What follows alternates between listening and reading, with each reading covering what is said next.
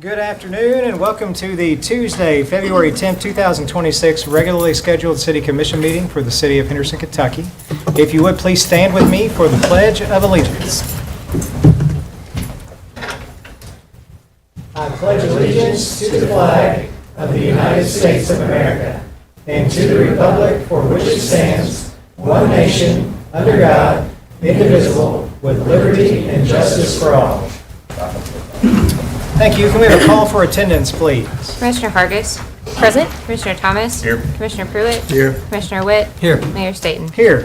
The first up on the agenda is we have a presentation from our City Attorney, Dawn Kelsey, and our Deputy Chief, Bob Schultz. Good evening, afternoon. Mayor Staten asked if we would look at the street legal special purpose law that was changed last summer. Starting in July, Senate Bill 63 came into effect, allowing local governments to look at whether they would like to allow special purpose street legal vehicles to be on our roads. So when we started looking at this, Deputy Chief found this wonderful video that kind of gives you an overview of it. So Travis is going to play the video.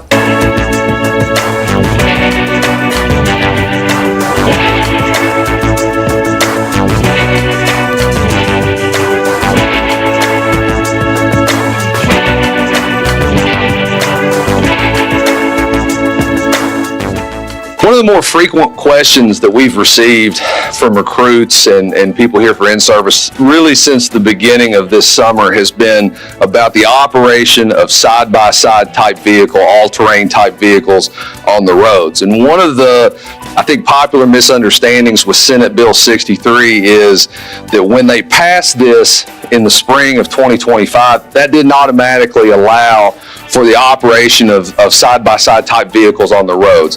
The first thing that has to happen is your local government, local city, local county government has to legislatively authorize the operation of these vehicles.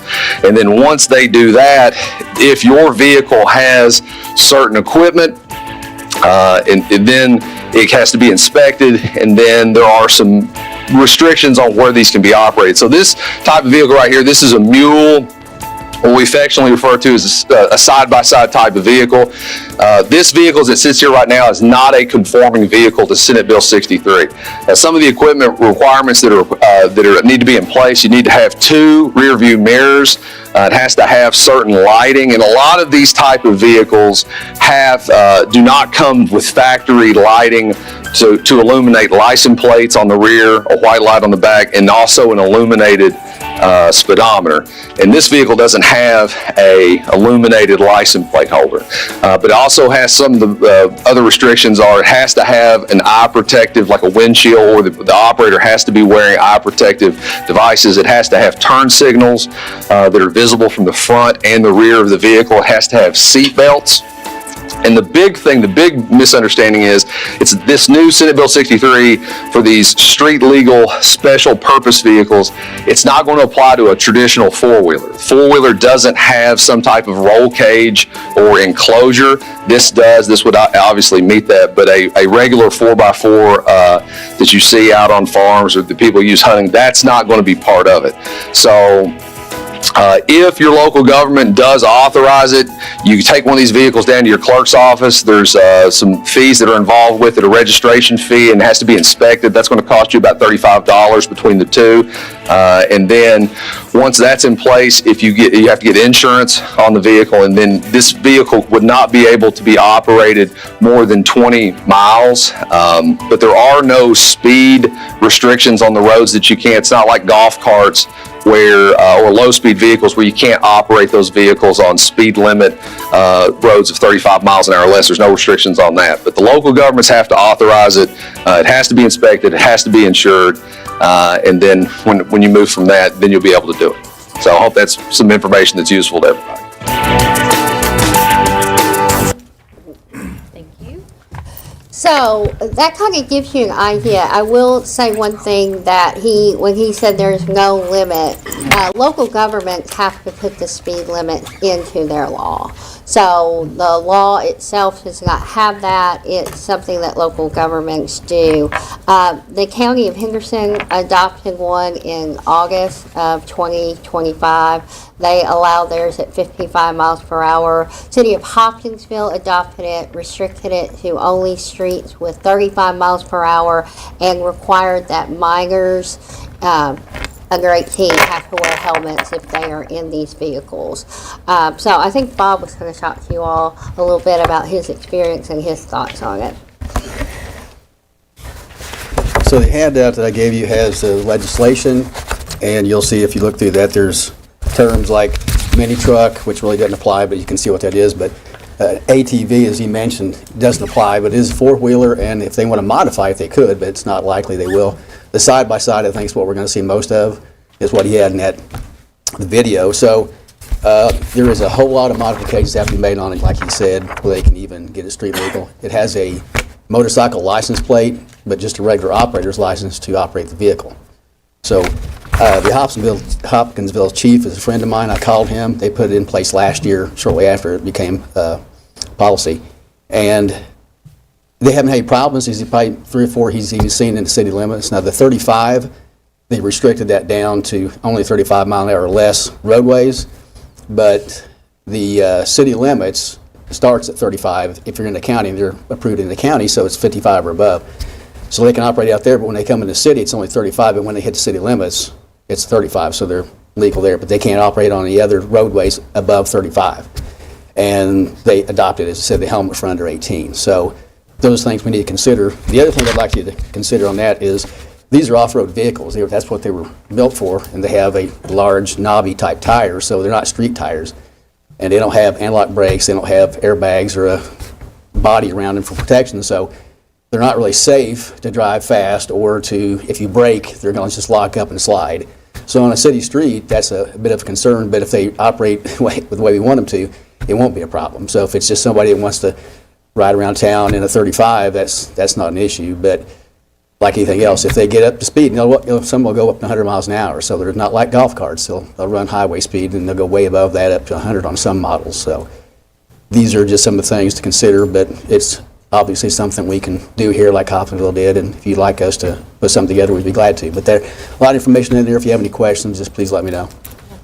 Now, I think that we were just looking to see if you all had any thoughts on this, if you all wanted to give us directions on whether to bring back an ordinance on this. I know Mayor Payton had received a phone call during this last event, and that's what caused him to contact me about it. So. It was, to elaborate just a little bit, what Dawn's talking about is I received more than just a phone call. I had a couple of phone calls and a handful of messages from people who kind of pointed out that when you get 11 inches of snow and when you can put a blade on the front of a side-by-side to help with, streets and sidewalks and driveways and stuff, might be a little convenient if we allowed them to go around the city and help. And I agree. I think that was a really good, timely point. And I know that we always try to learn whenever we go through something significant like this snowstorm, and we'll be talking about other things that we want to improve next week at the work session. But that's where this came from. Is today what we're specifically looking for is just an indication of interest from the commission on if we would like for them to do further research and bring us a proposal at a later commission meeting, preferably sooner than later, but at a later city commission meeting so that we can consider making side-by-sides legal within certain parameters in the city. And so if you don't mind, I'll just go down the road. Commissioner Thomas, what are your thoughts? Yeah, I'd be in favor of it, yeah. As long as we get stipulations on it. Yeah. Commissioner Witt? Yeah, I'd be in favor of doing more research on it. Commissioner Pruitt? I'm on. Commissioner Hargis? That's fine with me. Yeah. So we'll need some kind of, are you all wanting to do more like Hopkinsville with the 35 mile per hour and the helmets, or would you like to do, the county has it at 55 miles per hour, I think no it would be helmets. appropriate to take our cues from our police department. With one caveat, examine our local roads that we have and make sure that 35 is appropriate. If we have a local road, for example, that's 40 miles an hour, In an effort to allow them in those areas, we may want to go to 40. But just take a look and give us your best judgment. And also, you may want to consider like a mandatory, if it exists, a 10 to 15 minute kind of street legal orientation video that somebody who goes to register at the county needs to watch for safety tips to look out for. You know, I think if you found this video, there are probably other videos that exist that I might saw comply one, with that. yes, Yeah. there's one. We couldn't require the county to do that, but maybe No, we but- would require them to. Yeah. So that would require a permitting from the city as well. Gotcha. So, Gotcha. anyway, and the helmets, are you all wanting to do the helmets like Hopkinsville? I think that Bob was in favor of the helmet. Under 18 was what Yeah. they were, yeah, which I think is a good idea. So if they're under 18 in Hopkinsville, they're required to wear a helmet? Yes. Yes. I think that's because there are no airbags in the side-by-sides. What do you guys think? Yeah, I think, Yeah, I agree with that. I think it's good too. Safer for the kids. Yeah, making sure we keep people safe. You know, if we can arrive at a point where we're not going to be more overly cumbersome than what Hopkinsville was, and allow this to happen without having people to have to jump through unnecessary hoops, while also understanding that the state framework sets aside certain things that have to be on those vehicles that we have no control over. You know, so if you own one of these, you quite likely will have to get it outfitted with a few extra safety precaution features because of the way the state rule is set up. There's quite a few, yes. Yep, yep. Good deal. Well, I think we have you. good direction. Thank you all for bringing Thank this to us. Yeah, thank you. thanks. Next up, we have new city employees. Yes, if I could invite Chief Bowen up to the podium. I think we have 3 new police officers to introduce this afternoon. Good afternoon. All right, we've got 3 new officers starting with us. First is Randall Carroll. Randall, right here, comes originally from Evansville. He graduated from Pike Central High School in 2017 and went into the Marines from there, where he served 7 years, and then started with the Henderson County Detention Center, where he worked for about 6 months before coming over to join the police department. So next we have Stephen Graham at the far end. Stephen's 22, originally from the Crittenden and Caldwell County area, moved to Henderson about 10 years ago, and has been homeschooled his whole life and was driving a forklift before joining the police department. And then lastly, I got Matthew Utley behind me, lived in Henderson his whole life, graduated from Henderson County High School in 2016. He's been involved with several musicals and movies and kind of worked in some of those productions in the area. Married his wife in 2025, and now he's pursuing his dream of going into law enforcement and hopes to be in the forensic field at some point. So welcome aboard, all of you. Glad to have you. Again, On board, guys. They may have questions for you, so. one question I'd love for each of you to answer, because we like to learn a little bit while we're meeting you guys. What was the biggest reason you decided that you wanted to work for the Henderson Police Department? What was the biggest influence? I think one for me was I realized how, like, when I was in high school, they did the Cops Connecting with kids and just the different community outreach things. And with theater and stuff like that, I always wanted to kind of be involved with the community. And so being able to be with a department that kind of is one of their big focuses, along with protecting the community, is one of the reasons I decided to come to HPD. Awesome. Good answer. I think the biggest reason for me was coming out of the Marine Corps and having that discipline and structure for most of my life. I wanted to start in law enforcement, so working at the detention center and building rapport with the officers as they come in and out, built for an easy transition, getting to know the community as they come in and out. Great. I've always respected the police, but I've lived here for 10 years and I can't think of a better community to serve. I want to be able to help. Oh my gosh, you guys are giving really good answers. I know. Yeah, so on behalf of the City Commission and the City of Henderson, I just want to say, first of all, thank you for your service. And then second of all, thank all of you for your service and for joining the Henderson Police Department. We appreciate having you. Thank you. Happy to be Welcome, Thank you. Phyllis. All right, and then next up, an old but new employee, I'd like to invite Mr. Newman and Mr. Boom up to the podium. I think we could have said former instead of Yeah. Who is this guy? Well, we found him on the street. He was destitute and he needed a job, so we asked if he would kindly consider working for the city part-time in a capacity that he had over 20 years of experience in.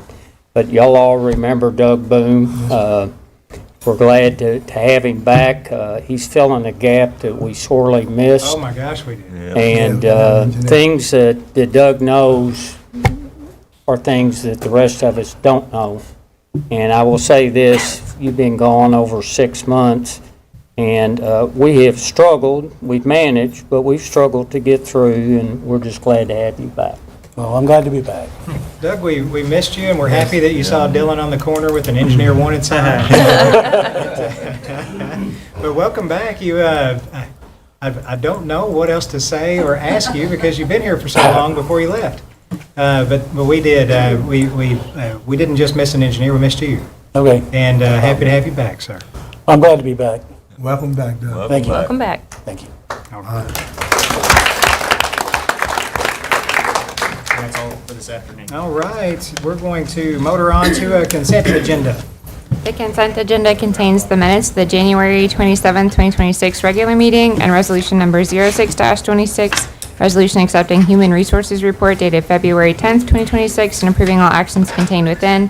Resolution 07-26, resolution authorizing the filing of an application with the Department of Transportation, United States of America, for a grant under the Infrastructure Investment and Jobs Act, and a resolution committing to the local share of funds necessary to secure a Section 5311, 53-39, 5310, 5303, 5304 grant application, and municipal order number 17-26, municipal order accepting the stormwater management system maintenance agreement between Grateful Living of Henderson LLP, the Henderson Water and Sewer Commission doing business as Henderson Water Utility, and the City of Henderson, and authorizing the mayor to execute the agreement. Before we get a motion, does any commissioner have reason to pull any item from the consent agenda for further discussion? Hearing none, I'll entertain a motion to approve, please. So moved. Do we have a second? Second. Roll call, please. Commissioner Hargis. Aye. Commissioner Thomas. Aye. Commissioner Pruitt. Aye. Commissioner Witt. Aye. Mayor Staten. Aye. Next up, we have a second reading of an ordinance closing public right-of-way. Ordinance number 05-26, ordinance closing public right-of-way between 216 Highland Drive and 220 Turner Avenue. An ordinance closing public right-of-way, which is approximately 3,051 total square feet of unimproved alleyway located at the east side of 220 Turner Avenue, along the west side of 1216 South Main Street, and along 216 Highland Drive. Motion to approve, please. So moved. Do we have a second? Second. Do we have any comments, questions? Roll call, please. Commissioner Hargis. Aye. Commissioner Thomas. Aye. Commissioner Pruitt. Aye. Commissioner Witt. Aye. Mayor Staten. Aye. Next up, we have a second reading of an ordinance accepting public improvements. Ordinance number 06-26, ordinance accepting public improvements. An ordinance accepting public improvements consisting of sidewalks throughout Greystone subdivision. We have a motion to approve, please. So moved. Do we have a second? Second. Do we have any comments or questions? Roll call, please. Commissioner Hargis. Aye. Commissioner Thomas. Aye. Commissioner Pruitt. Aye. Commissioner Witt. Aye. Mayor Staten. Aye. Next up, we have a resolution authorizing payment to Henderson County Economic Development. Resolution number 08-26, resolution authorizing the payment to Henderson County Economic Development Corporation in the amount of $30,000 related to retail recruitment consulting services. We have a motion to approve, please. So moved. Do we have a second? Second. I do have a comment, and then I'll ask for other comments if they are there. This is the second, Missy, is that right? Second installment of a 3-year agreement with Economic Development that we started last year to bring in outside services to assist with retail development. Does anybody have any questions, comments, concerns? Roll call, please. Commissioner Hargis. Aye. Commissioner Thomas. Aye. Commissioner Pruitt. Aye. Commissioner Witt. Aye. Mayor Staten. Aye. Next up, we have a municipal order awarding a bid for installation of HVAC equipment. Municipal order number 18-26, municipal order awarding bid for installation of HVAC equipment for the public safety relating to building to Haas Mechanical Contractors LLC of Henderson, Kentucky in the amount of $512,000, and for alternate number 1 of the bid be awarded to Haas Mechanical Contractors LLC in the amount of $111,600. Motion to approve, please. So moved. Do we have a second? Second. Buzzing? This is a continuation of a story that people have been following kind of closely over the last 6 months, and thought it might be appropriate to have a little bit more information given to the City Commission and the people of Henderson. Okay, y'all know Wes Hyde, he's our supervisor over the facilities. As requested and pursuant to our previous conversations, we went back, revised the plans for the Peabody building, and in this scope of work, what it did, it replaced both air handling units, correct? Correct. And the 2 condensing units to make the air cool. You talk about the technical. Okay. And it also, we incorporated, did we do the second phase with the 911 and? We did the controls. Okay. We did the exhaust for Evidence room. evidence room, exhaust. And then we had the controls. And then the add alternate that was included is replacing 5 non-functioning VAV boxes. Yes. Out of, In the critical areas. yes. Yeah. So we pulled all this together. We got 2 responsive bids. Our engineer, Jess Parks, who's been here before, made his recommendation that we award it to the low bidder. He also recommended we award the alternate bid. We'll say, as part of this agreement, when we sign the contract, it's got a begin date and an end date. If the end date moves for any reason other than delay in equipment deliveries, they will be assessed a daily penalty. So that's the incentive to get done by the end of April. That's awesome. Good deal. So what kind of cost are we looking at? Well, in y'all's package, we gave an overall summary of the entire project, everything from design to the temporary HVAC that we had to put in last year, the equipment that we purchased back at the end of December, which is the air handling units and the condensing units, and now the labor for the installation of all the owner-furnished equipment were just a little over $1 million. I think it was $1,008,000 and some change. So we brought it in to, I think, what we told y'all we would bring it in at, and let me say, there wasn't anything scientific about that. It was pure luck, to be honest. You know, we hoped it would come in, and it did. And, we don't think there'll be any unforeseen issues. We do have some electrical work we have to do, but we don't think that will be a major consequence, because we'll do that with the person that takes care of all our electrical needs and with help from Wes.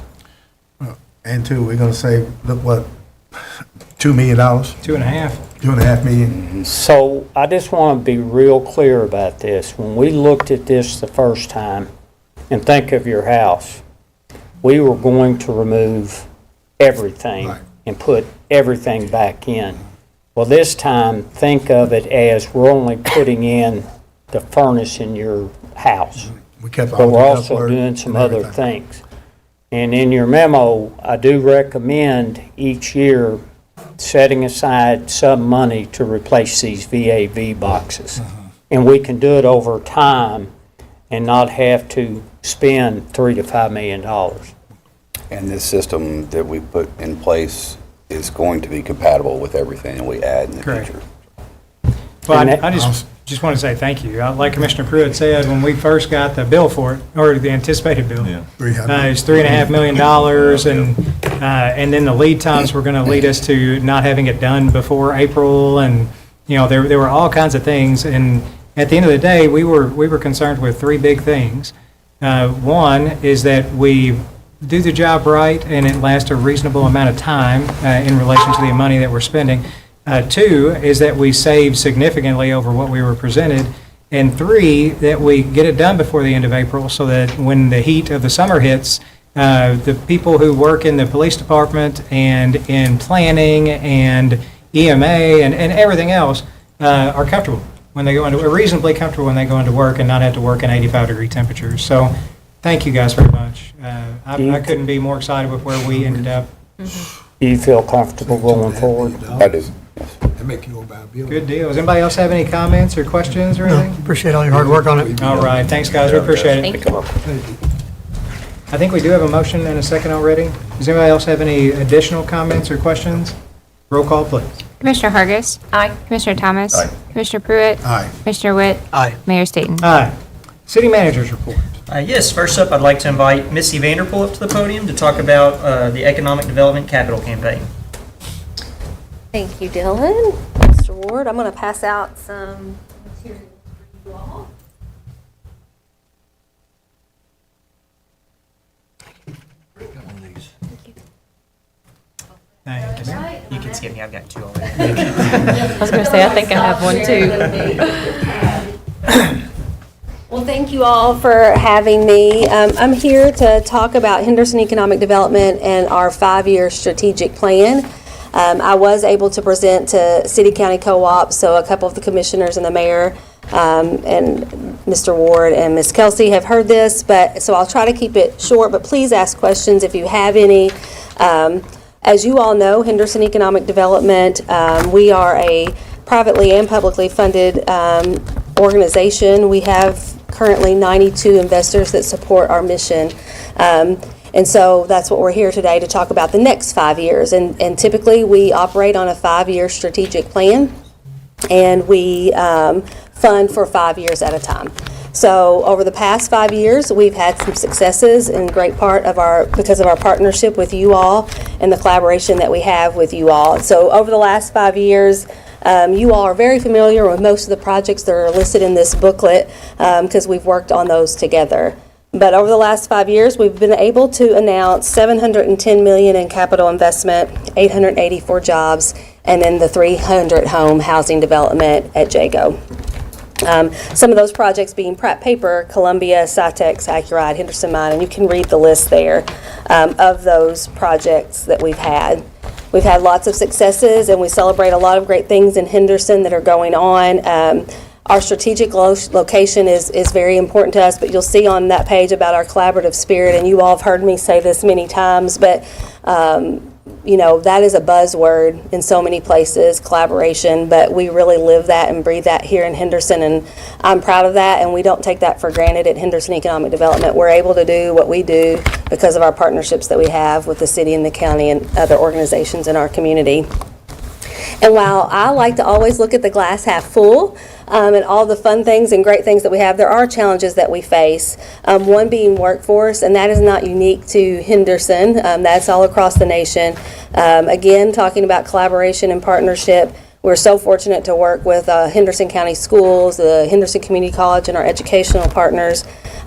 We often say that we're at the CT almost as much as teachers, CTE unit at the high school, almost as much as teachers are. We're there at least once a week working in partnership with those folks, but continue to work on filling those gaps that there are for the skills needed to meet the needs of our industries in our community. Another thing that we need to focus on, continue to focus on, is site readiness. We all have partnered with you all on a location on 425 that's adjacent to Pratt. We're starting to affectionately call it Triangle Point, but it's 56 acres that's adjacent to Pratt, and we've been working on some site readiness there through the Kentucky Product Development Initiative. And we'll have some renderings and things to show you all very soon, but we need to continue that process. We also have at the 4-Star Industrial Park the largest build-ready pad in the state of Kentucky. It's over 1 million square feet in size. So for reference, that's about the size of Pratt. And it's a graded build-ready pad. It is one of the top 5 sites that's submitted for the Cabinet for Economic Development. But if you look at what is submitted on acreage size, the average in the state is about 250 acres, and that's 100 acres. So we need to look at inventory to find sites that meet that need as well. Another thing that we've got on this challenge is housing. We have been very fortunate with the Jago announcement, but you'll see in here referenced income-aligned housing. And that is something that I really have, and Steve with Convergent, who's been working with us on this, introduced that term to me. And I really like that because I think affordable is very subjective, because what's affordable to me is different than what's affordable to you and other folks. So we want to take a deep dive along with our partnerships here, into what is the need of our community and analyzing that and seeing. Kentucky Housing Corporation has done a great statewide study and just build off of that study and see what the housing needs are. And another thing that's on here that's not super shiny or exciting is warehouse space, but we just left another meeting with an existing industry and they spoke about that need for warehouse space. And so as we're going to talk a little bit about our initiatives, we always talk about business retention and expansion being our #1 priority. And they're all telling us that there is a need for warehouse space, so we need to listen to that and dive into that and see how we can help with that. So on the next page of your booklet, we go over our initiatives. Initiative #1, and these are in order of priority. Initiative #1 is business retention and expansion. We know, and you all have heard me say many times, that 80% of a community's growth comes from within, and we believe that. We know that's true. And so continuing to support our existing industries. We're so fortunate to have my partner in crime, Whitney Risley, leading up our existing industry focus. She does an amazing job with our local industries and is really a valuable resource to them. But continuing to build on that program. And I'm trying to go fast because I know y'all got big things to do, but you'll see laid out there our role too. We are a lean, mean economic development machine. We are a small staff. We cannot lead everything, but we can help on other ways of facilitating or advocating or different. So we've identified those roles that we will play on those strategic initiatives. #2, which goes closely with #1, is workforce development. You heard me say earlier about our partnerships and continuing to grow those. Excited about some things we're working on even as early as today. We're working on some other ways to introduce our students and our future to what is available in our community and what opportunities are there. So we'll continue to do that. And then on the next initiative is industry attraction and recruitment. Historically, for economic development organizations like ours, that has been industrial recruitment. You all are aware that we've been making some effort towards retail, but we're really laying it out here in the plan that that is going to be one of our strategic focuses, and how we're going to work on that. Another piece, you all just approved some funding earlier, so that will change now moving forward. I won't have to come and ask for help on that. We've included that in our budget, in our plan moving forward. That was added in the middle of our last campaign and wasn't something that we had budgeted for. But now moving forward, we will, as long as we're successful in this campaign, we will take on that role. Still have working closely with the city on that retail recruitment piece. So on the next page, you'll see our budget laid out. I joke, and I don't know if I should say this in a public meeting, but I call this the Bill Fiddler page because during the last campaign, he really challenged me to look at how the strategic plan lined up with our budget and to really go into detail. And so we've done that here to lay that out. You will see that the largest number goes towards business retention and expansion, closely followed by workforce and then industry attraction and recruitment. There's not a big difference in each of those because it is a somewhat small budget. Again, lean, mean economic development machine. So that total budget for the 5 years is $2.8 million. We're successful in all those initiatives. We'll have some pretty fun outcomes, pretty awesome for our community, and similar to outcomes we've seen over the last 5 years. We project 1,000 new and retained jobs. And the retained piece, some people question that. That means retained on a project that we have worked on. You all have been part of those projects in the past that we've worked on where we've had to retain some jobs because on a project. $800 million in new capital investment. This was something new we've added is 2,500 students. Henderson County students will participate in at least one career awareness program. And then 200 new income-aligned housing units with a little disclaimer down there, that's adjusted on the housing analysis. We have some idea of what that housing analysis is going to say, but we really want to look at what the housing analysis says of what we need, and we will adjust accordingly. So all those great things happen. There is a return on investment to our community of $1 million in compensation wages, $210 million in gross domestic product, and $900 million in total economic impact. That number, some of you have heard me say, is really closer to $1 billion. Convergent, Steve is here with Convergent Nonprofit Solutions. They ran the numbers through their program. We ran it through ours, and both came up very close to $1 billion of economic impact over the next 5 years. I'm going to pause right there because I said a lot really fast. Y'all may not know that I used to work at an auto auction, so I tried to channel that a little bit and went really fast. But do you all have any questions? I think the biggest question is probably the meat of why you're here. So you are needing to ask us for money. I am. We are coming off of our last year of a 5-year commitment. And that commitment was how much were we at? $250,000. So $50,000 a year over that 5-year period of time. And over the next 5-year period of time, and before you say the number, because I'm on the Economic Development Board, and so I know what the number is going to be, and it is going to be an increase. But before you say that number, I just want to say something before you say the number. You all are doing an amazing job, and I know that my professional relationship with you has come a long way over the last 4 years. Yeah.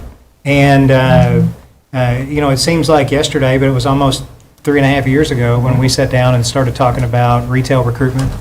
And I'm very proud of the fact that you all have taken the bull by the horns there, along with the chamber and tourism and the city and county. And it's leading to what I feel like is about to be sort of a retail boom here in Henderson whenever we can start making some announcements. And I really appreciate that.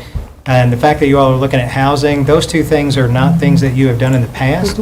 And so I feel like we are getting quite a bit more value from you and from your organization than we have in the past. And so when you say the number, I think it is more representative of what the job that you guys are doing for us. So can you tell us how much you are going to ask from us in terms of a 5-year commitment? In terms of a 5-year commitment, we're asking for $400,000.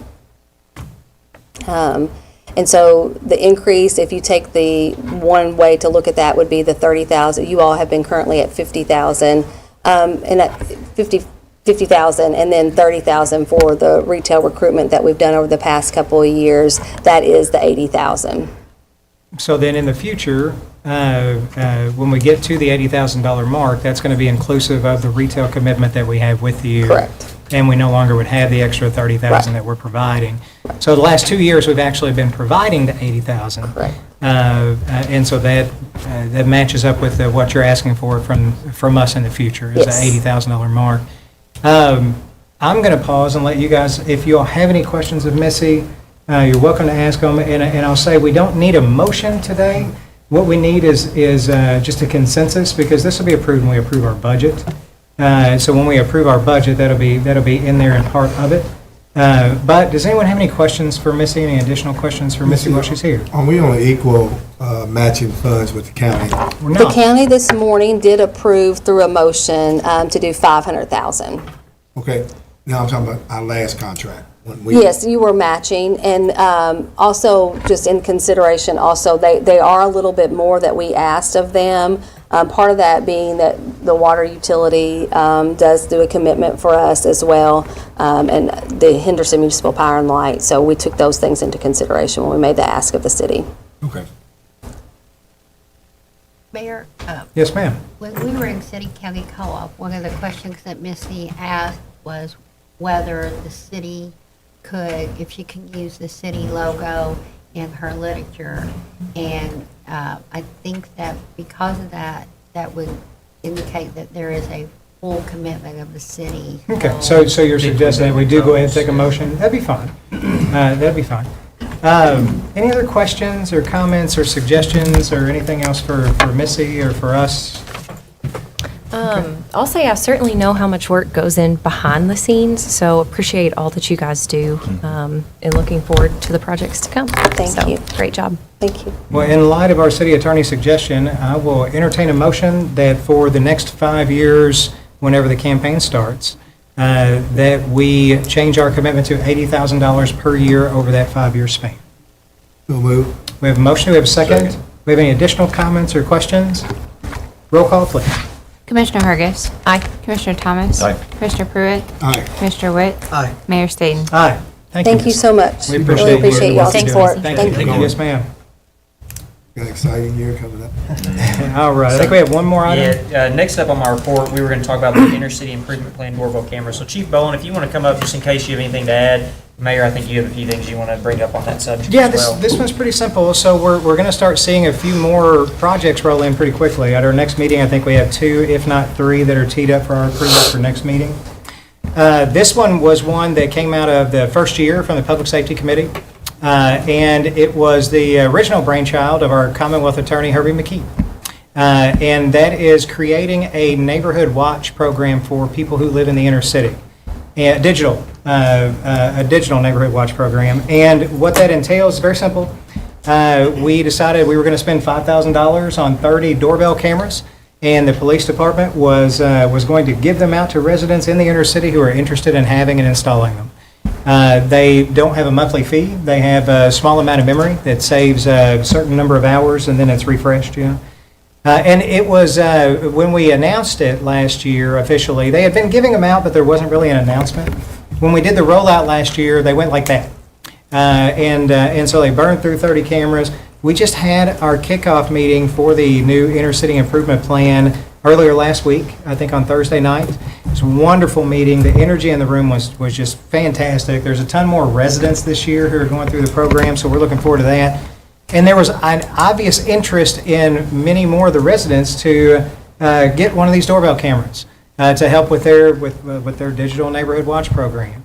And so in light of that, we were going to come to the commission and ask for a second batch, which would be another $5,000 or as many as we can purchase for $5,000. I'd like to say 30, but prices might have gone up.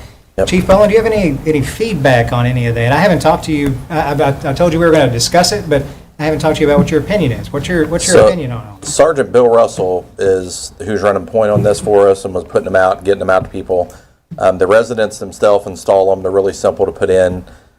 Bill had a back surgery last week. He's been off, but I texted back and forth with him, and he said that he has drove back around to most of the places he gave them out to, and most of them are out. He said he's confirmed that 2 weren't.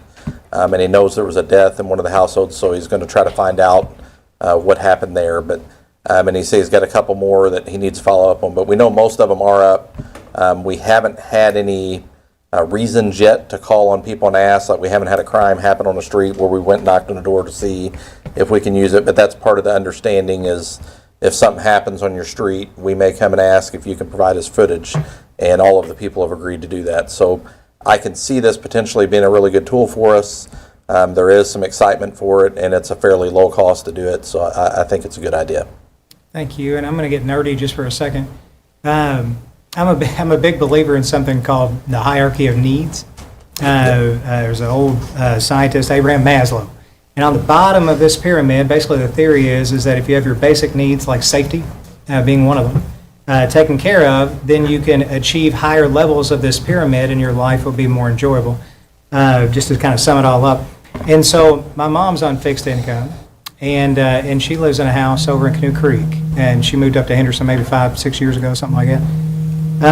And one of the very first things, even though she doesn't have she has a really tight budget, but one of the very first things she wanted to make sure that she had was some kind of security system, which turned out to be a doorbell camera. She lives alone, and it just makes her feel safer. And it makes her, to get live updates on what's going on around her house. And so I really think that this is having more of an impact than I could have ever imagined on the people who are participating, just from that standpoint. And so I'm proud that you guys are doing that, and I'm certainly supportive. But I do want to see what the other commissioners think also, because we are going to need to entertain a motion to do this again. What kind of questions or comments or anything do you guys have? Small hanging fruit. Yeah. Let's take care of it. I was surprised in the meeting last week how many requests were still coming in for those. So I think if residents are still, requesting and willing to put them out, then that's a good thing. Good deal. Well, thank you, Chief, for the feedback. We Thank you appreciate all. Appreciate it. With that, I will entertain a motion to devote another $5,000 toward the project and have the police department buy as many doorbell cameras with that money as possible, and then enter into a distribution method similar to the one that they had before. So moved. Do we have a second? Second. Any additional comments or questions? Roll call, please. Commissioner Hargis. Aye. Commissioner Thomas. Aye. Commissioner Pruitt. Aye. Commissioner Witt? Aye. Mayor Staten? Aye. Anything else, Dylan? I just want to mention that next week, Tuesday at 3 o'clock, we will have a work session. The agenda keeps growing. There's 7 or 8 things on there, so I would be prepared for a 2-hour plus meeting. We'll try to be as quick as we can, but there are several things on that agenda, so. Good deal. Thank you. So work session, 3 o'clock. It'll be prepared for it to last 2 to 3 hours, roughly. I would think it would be somewhere in that ballpark. If we get another agenda item, we may bring in dinner for that one. Because it might spill over a little bit. The Don Kelsey, City Attorney's Report. I think you have some information on mass foreclosure. I do. You all approved our ability to go forward with another mass foreclosure. We have been working diligently on that. We are getting ready to file this week our 5th mass foreclosure. We do that to collect taxes, but more importantly, to collect code enforcement liens, many of which arise out of the cost of demoing condemned property.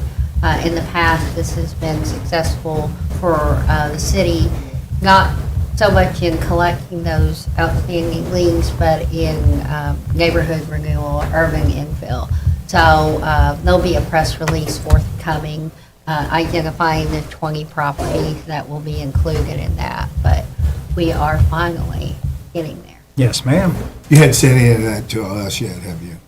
Addresses and nothing? No. Okay. No. Well, Holly will send you all a copy of the press release. Good deal. Well, thank you, Ms. Dawn. I have one board appointment today, and that is for Henderson Water Utility. So just to let you guys know, we have a system that that Jessa and Commissioner Witt have worked on in the past that has worked pretty well for people who want to sign up to serve on boards. We utilize it a lot for the recent Parks Board expansion. And so Bart did do an interview from someone who signed up on the list, and then he did another interview and consulted with his board chair and offered up somebody who I do agree with the appointment. It's a gentleman named Chris Smith. Chris Smith is a current HLI fellow. He's he formerly went through HLI. He's one of the founders of the Community Foundation, and he has a bachelor's degree in engineering and design and an MBA from Murray State University.